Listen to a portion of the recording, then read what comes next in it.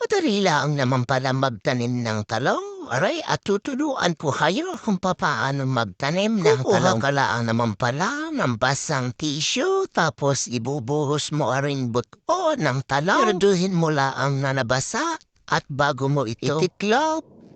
Ayan, pagkatapos mong tiklopin, ilalagay mo sa isang balutan. Tapos maghahanap ka ng matabang lupa at ilalagay sa mga paso. Didiligin mo lang ng tubig.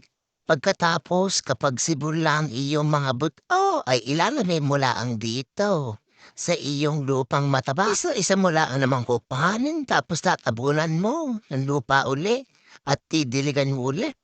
At wala, sibol na. After 24 days, ito na siyang ngayon. Ang dami ng dahon, may punla ka na at pwede mo nang ilipat sa lupa.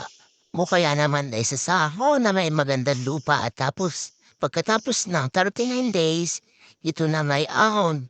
Ang lalago na ng dahon, pwede mo na ding putulan ng malalaking dahon para siya ay mas mabilis tumangkad at makalipas nga ang 69 days, ito na ngayon namumunga na. Napakabilis naman pala magtanim ng talong, garbilaang naman pala mas maganda palang binabawasan ang dahon para mas mabilis bumuha at nga, namuti na siya, ba ay kagaling na rin.